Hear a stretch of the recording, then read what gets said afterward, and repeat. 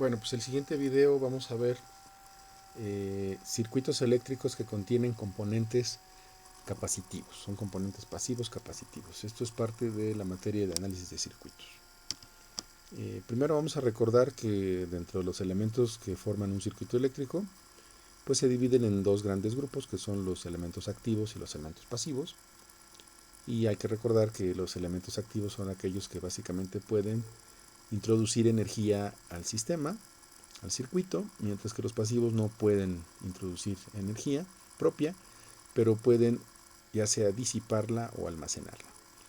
El ejemplo más claro de los elementos pasivos disipativos pues son los resistores, que disipan la energía en forma de calor, y dentro de los pasivos almacenativos pues están los capacitores y los inductores. Ahora, los elementos almacenativos pues son capaces de almacenar energía para posteriormente entregarla a otros elementos del circuito. ¿Por qué existen dos tipos? Bueno, porque la diferencia entre ellos es la rapidez con la que pueden hacer este almacenamiento y entrega de energía. Pues los elementos capacitivos presentan una rapidez limitada, ya veremos que en función de la capacitancia, mientras que los elementos inductivos no. La rapidez con la que pueden almacenar y entregar es infinitamente rápida.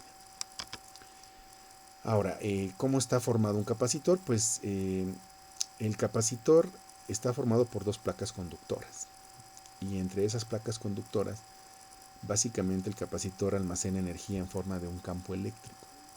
Cuando se polarizan esas placas con una fuente de voltaje, comienza a haber una corriente tal que una de las placas se va a cargar con cargas positivas y otra con cargas negativas, hasta que se llegue a un equilibrio y entonces el voltaje entre las placas sea igual al voltaje de la fuente de alimentación.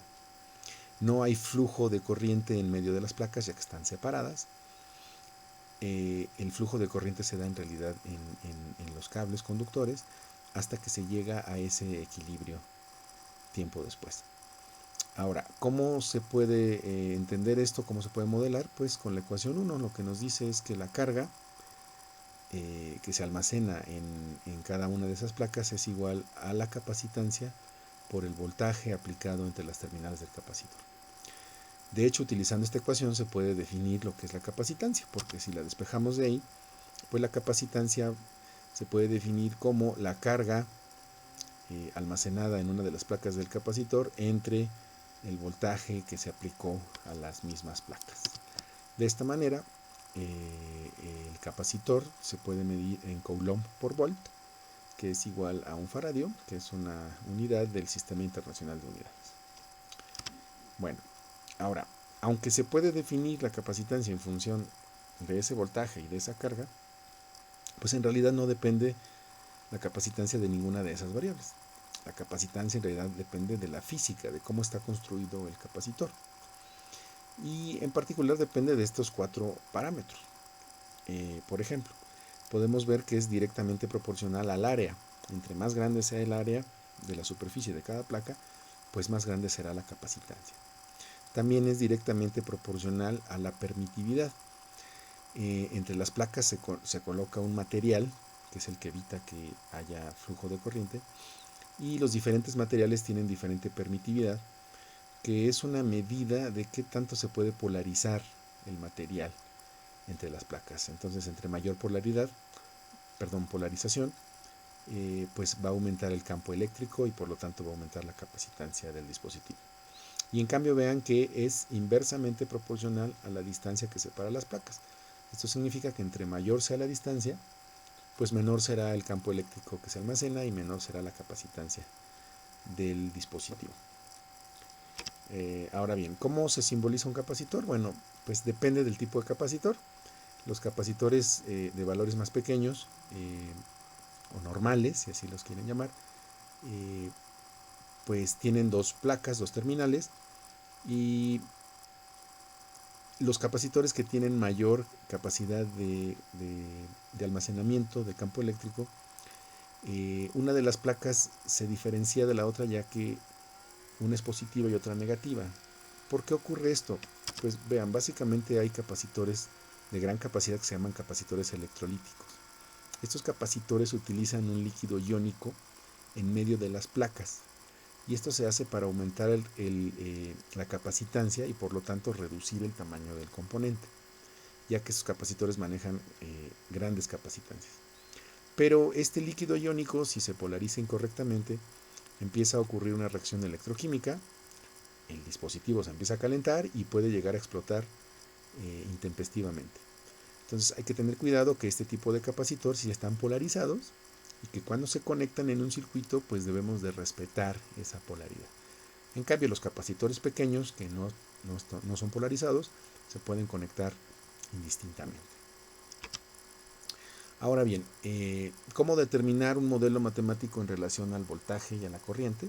Pues bueno, partimos otra vez de la ecuación de carga y voltaje, pero la derivamos la ecuación 1 con respecto al tiempo, y recordando que la derivada de la carga con respecto al tiempo es igual a la corriente, entonces obtenemos este modelo, la ecuación 2, que nos dice que la corriente del capacitor es igual a su capacitancia por la derivada del voltaje con respecto al tiempo. A esto se le llama la forma derivativa, pero también podemos integrar con respecto al tiempo la ecuación 2 para llegar a esta ecuación 3, en donde despejando el voltaje va a ser igual al inverso de la capacitancia por la integral desde T0 hasta T de la corriente más la condición inicial del voltaje en T0. Como generalmente la condición inicial del voltaje se toma en T0 igual a 0 y el capacitor está descargado, no tiene condición inicial o que la condición inicial es 0, entonces se puede reducir a esta ecuación 4 donde los límites de integración son de 0 a t. Y a esta forma, a este modelo se le llama la forma integral. Ok, ahora cuando conectamos capacitores en paralelo, ¿cómo se determina la capacitancia equivalente? Pues vean, aquí tenemos conectados n capacitores en paralelo. Como están conectados en paralelo, lo que comparten es que tienen el mismo voltaje y le aplicamos para excitarlo una fuente de corriente. Obviamente en cada una de las ramas pues va a correr una corriente diferente, y lo que hacemos para analizar es aplicar la ley de corriente de Kirchhoff, y lo que nos va a decir es que la corriente de la fuente pues va a ser igual a la suma de las corrientes en cada una de las ramas. Utilizando la forma diferencial que acabamos de deducir, en donde tenemos que la corriente es la capacitancia por la derivada del voltaje con respecto al tiempo, sustituimos en cada una de las corrientes, I1, I2, I3, los valores de cada uno de los capacitores. Entonces vamos a tener esta sumatoria desde C1 hasta Cn. Pero como los capacitores están conectados en paralelo y tienen el mismo voltaje, pues entonces la derivada con respecto al tiempo va a ser la misma en todos los casos, y podemos entonces factorizarla de la ecuación y tener que la suma de las capacitancias multiplicadas por esta derivada me va a dar la corriente. Por lo tanto, puedo definir entonces una capacitancia equivalente que va a ser igual a la suma de cada uno de los capacitores, que es el circuito que tenemos aquí en. Veamos qué pasa si los capacitores están conectados en serie.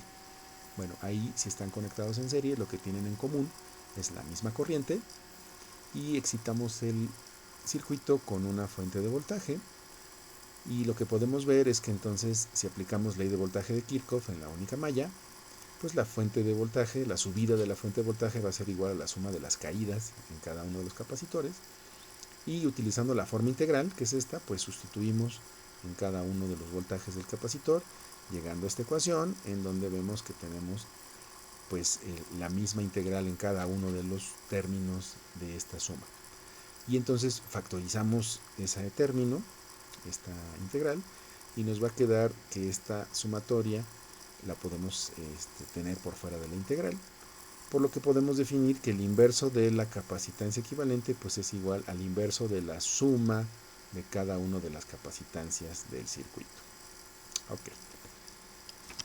Ahora bien, hay una afirmación que se utiliza mucho en los libros de texto de análisis, y pues pretenden que los alumnos se la aprendan como un dogma, que dice que un capacitor es un circuito abierto para corriente directa. Esto es cierto hasta cierto punto. Se puede deducir a partir de la forma diferencial, porque vean, cuando tenemos un voltaje constante, pues sabemos que la derivada de una constante con respecto al tiempo pues es cero. Por lo tanto, ante un voltaje constante, la corriente es cero. Pero cuando cargamos un capacitor, el capacitor no tiene todavía un voltaje constante, como veíamos hace rato. El voltaje va cambiando poco a poco, por lo tanto, en esa parte transitoria de la respuesta, cuando el capacitor comienza a cargarse y el voltaje no es constante, sí hay un flujo de corriente, hasta que desaparece ese transitorio, el voltaje del capacitor es igual al voltaje de excitación y solamente queda la respuesta permanente. Y ahí sí, la respuesta permanente es una constante cuya derivada pues nos va a dar cero. Entonces, la frase, la afirmación es cierta, pero solamente después de que desaparece el transitorio de la respuesta. Ahora bien, hagamos un ejercicio en donde tenemos un circuito con capacitores conectados en serie y en paralelo, y hay que determinar los voltajes en cada uno de los capacitores. Y pues lo que se hace, vean, tenemos aquí capacitores en serie y en paralelo. Por ejemplo, estos dos que están en paralelo, pues los sustituimos con un equivalente, que es la suma de los dos, y de ahí sacamos el equivalente de los tres capacitores ahora que están conectados en serie. El capacitor equivalente lo calculamos aquí numéricamente y nos da que es de 20 microfaradios. Una vez que conozca yo el capacitor equivalente de todo el circuito, pues puedo regresar a la ecuación 1, en donde tengo la relación carga-voltaje, y de ahí determinar cuál sería la carga de todo el capacitor equivalente. Y después aplico esta misma ecuación, nada más que despejada, en cada uno de los capacitores individualmente para ir determinando cada uno de los voltajes en cada capacitor. Y por último, para determinar si estamos bien, para corroborar o comprobar, pues vemos que la suma de los tres caídas de potencial en cada uno de los capacitores pues tiene que ser igual a 60 volts, y vemos que eso se cumple y que entonces corroboramos los valores obtenidos. Bueno, les voy a dejar esta tarea y eso sería todo por este video.